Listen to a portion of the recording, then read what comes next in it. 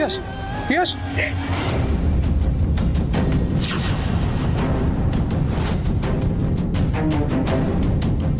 গুলি করে পালিয়ে গেল, আপনি ধরতে পারলেন না?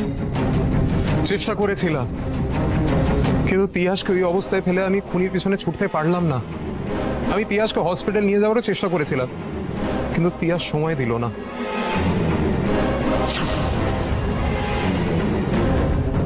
কিন্তু কে খুনটা করলো তার মুখটা দেখতে পাসনি? না বাবা, দেখতে পাইনি, মুখে মাস্ক পরা ছিল। তিয়াসকে খুন করার পরে তিয়াসের মোবাইলটা নিয়েও পালিয়ে গেছে, সব প্রমাণ লোপাট হয়ে গেল।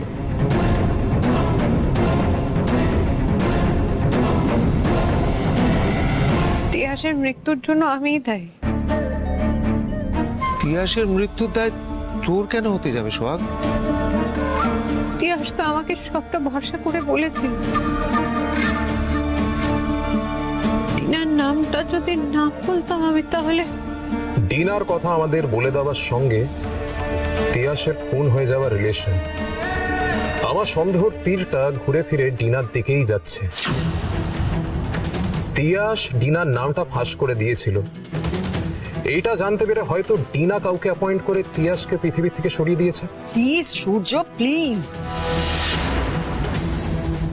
দেখো, ডিনাকে তোমার অপছন্দ হতেই পারে, তার মানে এই নয় যে তুমি ওই তিয়াসের সমস্ত কথাগুলো বেদ বাক্যের মতো মেনে নিয়ে ডিনার ওপরই সন্দেহ করবে।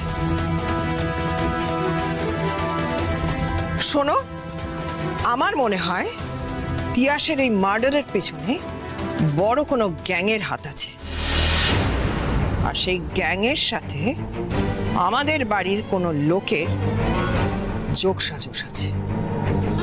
যে দোষ করেছে সে একদিন না একদিন শাস্তি পাবেই, কিন্তু আমার মনটা খচখচ করছে। কালকে পুজো, তার আগে এরকম একটা ঘটনা ঘটে গেল। আমি তো কিছুই বুঝতে পারছি না কি কি করা উচিত, কি করা উচিত নয়।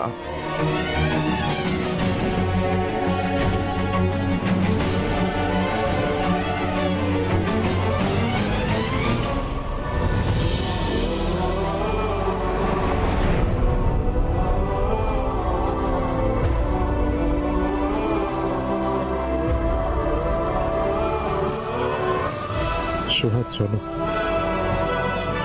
তিয়াসের জন্য আমারও খারাপ লাগছে, বড্ড দুঃখী ছিল মেয়েটা। চল।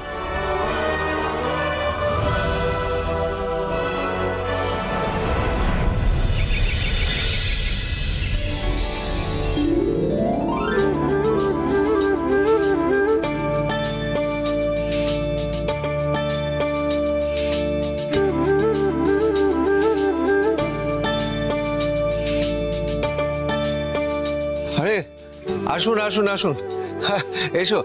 আমি তো চিন্তায় পড়ে গেছিলাম দেরি হচ্ছে দেখে। না না কর্তাবাবু, আমরা একেবারে প্রথম বাস ধরেই চলে এসেছি। ভালো করেছো। বলছি যে কর্তাবাবু, বড়দিদি কোথায়? সোহাগ ও আসে, আপনারা আসুন না, ভিতরে আসুন আসুন। কর্তাবাবু বলছিলাম এইগুলো। এসব আবার, আচ্ছা ঠিক আছে, ওখানে রাখো ওখানে রাখো, আমি বিষ্ণুকে বলে দিচ্ছি। বিষ্ণু, এই জিনিসপত্রগুলো নিয়ে যা।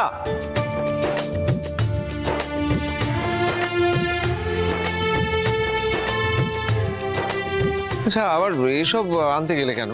এত সব আর কোথায় কর্তাবাবু, আমার সামর্থ্যের মধ্যে যতটুকু পেরেছি। নিজের সামর্থ্যকে কখনো ছোট করে দেখো না গোপাল, যা নিয়ে এসেছো যথেষ্ট। কর্তাবাবু, নাচ জামাই কেউ তো দেখছি না। সূর্য, সূর্য তো ওই তো। মা, এই যে তোমার নাচ জামাই আর তোমার নাতনি, আই মিন তোমার বড় দিদিও আসছে। এই তো। আরে থাক থাক থাক, কি সুন্দর দেখাচ্ছে, একেবারে দুর্গা প্রতিমার মতো, শুধু কোলের বদলে পেটে আছে গণেশ। হ্যাঁ মা, তুমি না। থাক থাক থাক মা, থাক। সোহাগ, চ পুজোটা শুরু করতে হবে এবার। হ্যাঁ আসুন আপনারা, আসুন, চল চল। আসুন, এসো এসো। এসো গোপাল।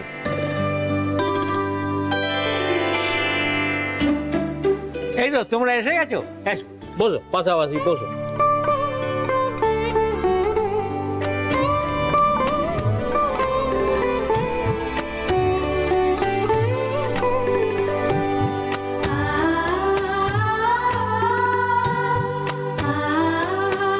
ইন্দ্র, তাহলে এবার পুজো শুরু করি। হ্যাঁ গুরুদেব। ঠাকুর মশাই একটুখানি অপেক্ষা করুন, কারণ এবারে গিন্নিমা আছে, উনি আসুক। গিন্নিমা না আসলে কি করে পুজো শুরু করা যায়? কথা বাবু, গিন্নিমাকে ডাকুন। ওনাকে 3বার ডাকা অলরেডি হয়ে গেছে, উনি আবার ডাকতে যাবেন তাহলে? এই তো গিন্নিমা চলে এসছেন। গিন্নিমা, আপনি 100 বছর বাঁচবেন। এক্ষুনি আপনার সম্বন্ধেই কথা হচ্ছিল। দেখ শালুক, গিন্নিমা আগে যেরকম ছিল ঠিক সেরকমই আছে। এত সুন্দর একটা খুশির খবর, কোথায় খুশি হবে তা না, কেমন নিম পাতার মতো মুখ করে আছে। ঠিকই বলেছিস। এই আস্তে কথা বল, উনি শুনতে পাবেন তো।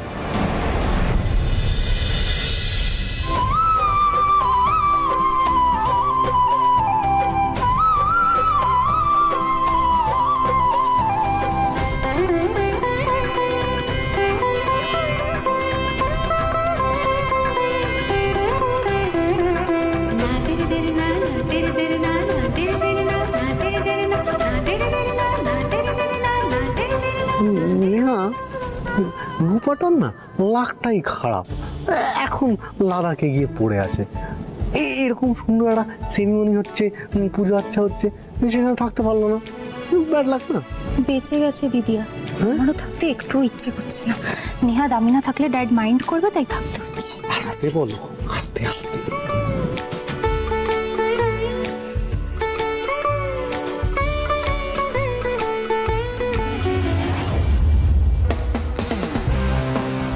কি আমি ঠিক দেখছি তো? হ্যাঁ, আমি কাকে দেখছি? শাশুড়ি মম তো বিশ্বাসই করতে চাইলেন না, কিন্তু আমার যেন মনে হচ্ছে তিয়াস ঠিক কথাই বলেছিল, এর দ্বারা সবই সম্ভব।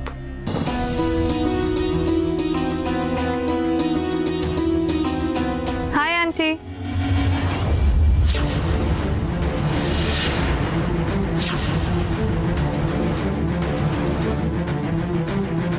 হাই সূর্য, হাই সোহাগ।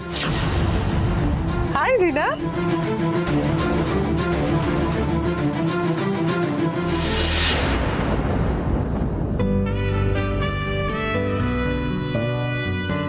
আরে মিতা, তোমার আর কত সময় লাগবে?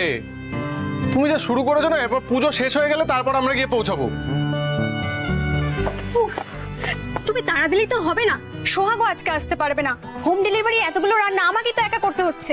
ঠিক আছে, তাহলে তুমি রান্নাই করো, তোমাকে আর যেতে হবে না, আমি একাই চলে যাচ্ছি। একদম না, আমিও যাব। আর শোনো, সোহাগকে আমার বলা আছে হোম ডেলিভারি রান্নাগুলো আমি সব করেই আসবো, ঠিক আছে? আমার আর এই জীবনে তাহলে টেনশন ফ্রি আর থাকা হলো না।